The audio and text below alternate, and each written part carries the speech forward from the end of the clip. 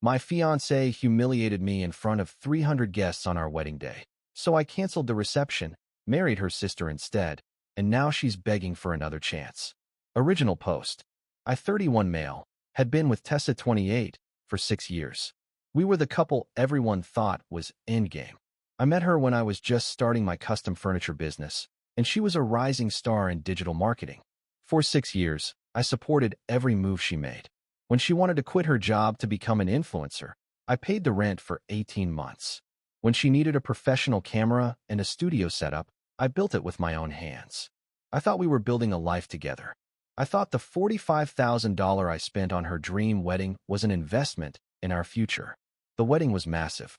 300 guests at a restored historical firehouse, a venue I'd spent months renovating specifically for this event because I knew she loved the industrial chic vibe. I was standing at the altar, sweating in my tux, watching her walk down the aisle. She looked like an angel, but when she got to the front, she didn't take my hands. She took the microphone from the officiant. "Before we do this," she said, her voice echoing through the hall, "I think everyone should see who Leo really is." I thought it was a surprise tribute. A video started playing on the giant screens we'd set up, but it wasn't our love story. It was a compilation of every private, vulnerable moment I'd had over the last 2 years. She'd secretly recorded me crying after my father's funeral.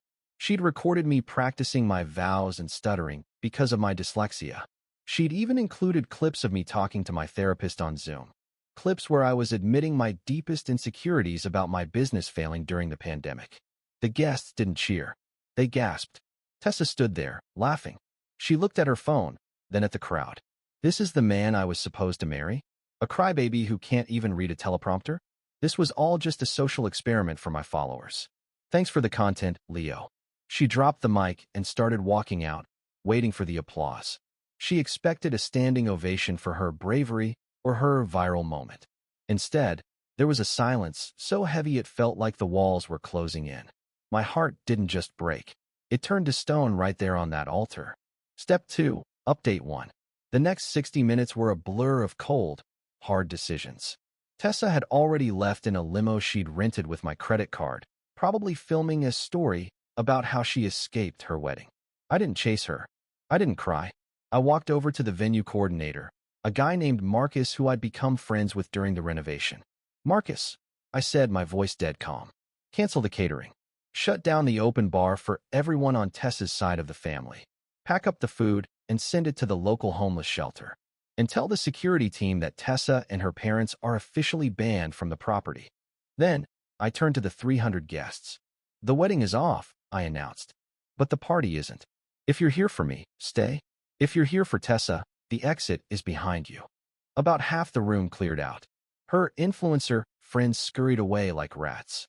But then, someone approached the altar. It was Mila, Tessa's younger sister.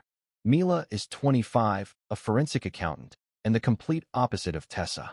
She's quiet, brilliant, and has always been the one I actually talked to when things got tough. Mila looked devastated. She had tears in her eyes.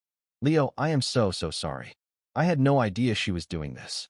I found her content folder on our shared cloud drive 10 minutes ago. She's been planning this runaway bride stunt for months. She has a contract with a streaming platform for a reality show pilot." My blood ran cold. This wasn't just a prank. It was a business move. Mila stayed by my side the whole night. She helped me hand out the flowers to the elderly guests and apologized to my mother. As we sat on the edge of the altar, eating leftover appetizers, Mila looked at me and said, "She doesn't deserve the life you built for her, Leo. But you don't deserve to lose it all because of her." Step 3, Update 2. The fallout started the next morning. Tessa's viral video didn't go the way she thought it would. Instead of being hailed as a girl power icon, the internet absolutely shredded her. People pointed out how cruel it was to record someone's therapy sessions. The social experiment narrative backfired. But Tessa didn't care. She called me, screaming, "You canceled the reception. Do you have any idea how much that cost me? I had a brand deal for the after-party footage. You owe me 6 figures in lost revenue, Leo. My lawyers will be in touch." I hung up and blocked her. But her parents were worse. They sent me an itemized bill for Tessa's dress and the bridesmaid's hair and makeup. They claimed that since I officially called off the wedding at the altar, I was liable for the emotional distress caused to their daughter. I called my lawyer, a shark named Elias. Elias, I want everything back. The engagement ring, which is a family heirloom, the car I bought her, and I want her evicted from the townhouse I own. And I want to sue for breach of contract regarding the wedding expenses we agreed to split. While the legal battle brewed, Mila moved out of her parents' house. They had turned on her for siding with the enemy. She didn't have a place to go, so I offered her the guest suite in the firehouse I'd been living in. I can't take your charity, Leo, Mila said. It's not charity, I told her. I need an accountant. My business is growing, and Tessa was the one handling the books. I'm terrified to see what she's done to them. Mila agreed. And within 48 hours of looking at my accounts, Mila's face went white. Leo, we have a problem. Tessa wasn't just managing your marketing. She's been siphoning money into a shell company for 2 years. Step 4, Update 3. The marriage part of this story is where things get interesting. A week after the wedding disaster, my lawyer dropped a bombshell. Because of a specific lifestyle and asset clause in the deed of the firehouse, which is a historical landmark, the property could only be held by a married couple to maintain its tax-exempt status. If I remained single, the city would hit me with $200,000 in back taxes and possibly seize the building for failure to maintain the historical intent. Tessa knew this. That was part of her plan. She figured I'd be forced to marry her or lose my life's work. She thought I'd crawl back and beg her to sign the papers just to save the building. I was sitting in the kitchen with Mila, staring at the tax notice. I'm going to lose everything, I whispered. The shop, the showroom, the house. Everything I've built since I was 20. Mila looked at the papers. Then she looked at me. There's a loophole, Leo. The clause doesn't say you have to be married to Tessa. It just says a legally recognized spouse must be a co-owner of the business and a resident of the property. I laughed nervously. What? Am I supposed to find a wife in the next 72 hours? Mila didn't laugh. She just set her coffee down. I'm already the accountant. I'm already living here. I already care about this place more than she ever did. We go to the courthouse. We sign the papers. It's a business arrangement. We protect the asset, we take the power away from her, and we show her that she's replaceable. It sounds crazy, I know. But 3 days later, Mila and I were at City Hall. We didn't have 300 guests. We had 2 witnesses and a judge. I didn't wear a tux. I wore my work clothes. When the judge said, "I now pronounce you," I didn't feel a gut punch of regret. I felt a weird, solid sense of peace. I posted the photo of the marriage certificate on my business page with the caption, "New management. New life." The firehouse is in better hands now. Step 5, Update 4. Tessa's reaction was explosive. She didn't just scream. She went on a full-blown scorched earth campaign. She posted a 30-minute video titled, "My Sister Stole My Husband." She claimed Mila had been grooming me for years and that we had planned the wedding humiliation together to steal her life. Her followers, the few she had left, started harassing Mila. They leaked Mila's personal phone number. They sent glitter bombs to the firehouse. Tessa's parents showed up at my workshop, trying to break the windows. "You married her sister to spite her," her dad yelled. "That's psychological abuse. We're going to the press." I didn't engage. I just pointed to the 4K security cameras I'd installed, the ones Tessa didn't know about. "Everything you're doing is being recorded," I said through the intercom. "And Mila is currently filing a restraining order. Leave." But the real kicker came from Mila's forensic work. She found the smoking gun. Tessa hadn't just been stealing money for a shell company. She had been using my business credit to pay for her secret lover's lifestyle. Her lover? The producer of the reality show pilot. Mila found receipts for 5-star hotels in Tulum, designer watches, and even a down payment on a sports car, all tied to my business accounts, hidden under equipment maintenance. We didn't go to the press. We went to the district attorney. Step 6, Update 5. Things got quiet for a month. The legal silence before the storm. During this time, something unexpected happened. The business arrangement with Mila stopped feeling like business. We were working late one night, restoring an old oak table. Mila was sanding the edges, her hair tied back in a messy bun, looking more beautiful than Tessa ever had in 10 layers of makeup. "Why did you really do it, Mila?" I asked. "You could have just let me lose the house. You didn't have to tie your name to mine." She stopped sanding. She didn't look up. "Because I've spent my whole life watching Tessa take things from people. She took the spotlight. She took our parents' attention, and she tried to take your dignity. I wanted her to know, just once, that she couldn't win. And honestly, Leo, I've been in love with the way you care about things for a long time. I wasn't going to let her destroy that. I didn't say anything. I just reached over and took the sander from her hand. We didn't kiss that night, but the air changed. The next morning, the storm hit. Tessa was arrested at a brunch spot while filming a What I Eat in a Day video. The charges? Grand larceny, embezzlement, and wire fraud. The producer lover? He'd already flipped on her. He told the cops that the wedding prank was Tessa's idea to create a dramatic exit so they could run off to Europe with the money she'd stolen from me. Step 7, Update 6. With Tessa in jail awaiting bail, her parents completely crumbled.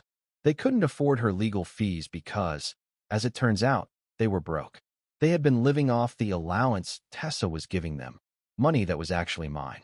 They came to the firehouse, not screaming this time, but begging. "Leo, please," her mom sobbed. "She's your fiancée. She made a mistake. If you drop the charges, we can settle this as a family." "I'm not family," I said, standing behind the heavy iron gates of the firehouse. "Mila is my family, and Tessa isn't my fiancée. She's a defendant." Mila stepped out next to me. She didn't look at her mother with hate, just with a cold, hard pity. "Mom, you knew she was stealing. You saw the bank statements. You just didn't care as long as the checks cleared. You chose the famous daughter over the honest one. Now you have to live with that choice." They left, defeated. But the story doesn't end there. Tessa's streaming deal was canceled.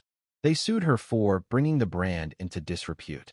She was being attacked from every angle, legally, financially, and socially. And that's when the letters started arriving. Step 8, Update 7. The letters from the county jail were long, rambling, and increasingly desperate. Tessa was writing to me every day. "Leo, my love, my king." I was under so much pressure. The producer drugged me. He manipulated my mind. The video at the wedding was his idea. I didn't even know what was on the screen. I thought it was our childhood photos. "Please, you have to believe me. I'm dying in here. The lights are too bright, and the food is terrible. Remember our trip to Iceland? Remember the way we looked at the stars?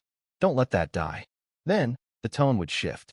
"If you don't help me, I'll tell everyone you forced me to sign those business documents. I'll make sure Mila never works as an accountant again. I'm your wife in the eyes of God, Leo. That little marriage to Mila is a sham, and everyone knows it.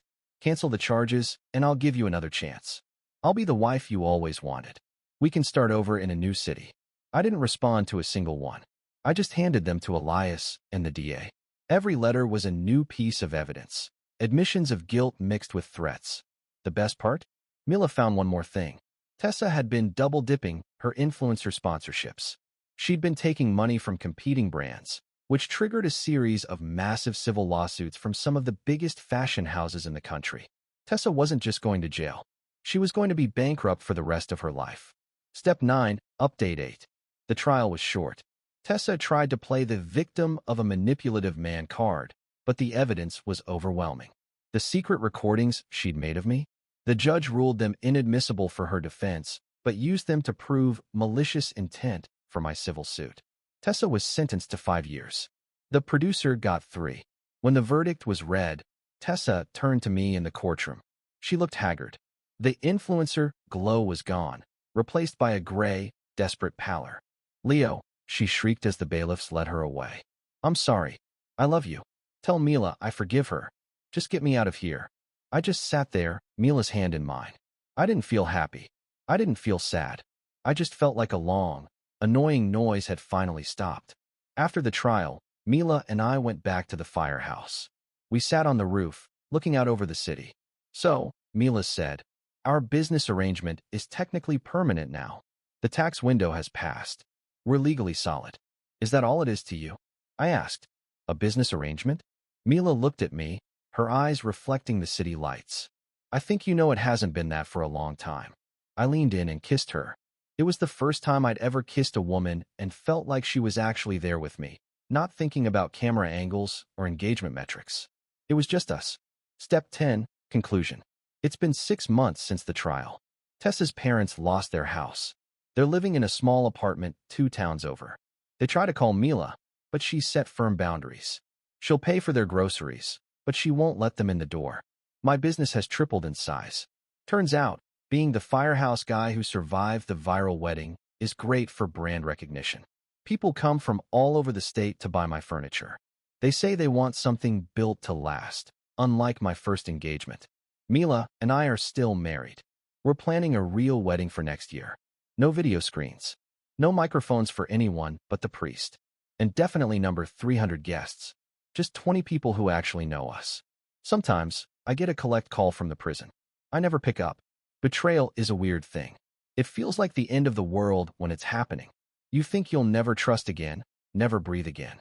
But sometimes, the universe has to burn down the old firehouse to show you that the structure beneath it was always meant for someone else. Tessa wanted a viral moment. Well, she got it. She's the most famous person in her cell block. And I'm just a man who found the right sister. To the people on Reddit who followed this from the start, thank you for the reality checks. To the guy who told me to check the business accounts, you saved my life. I'm hitting post now. Mila just finished the books for the quarter, and we're going to go sit on our porch and watch the sunset. No cameras, just us. Signing off.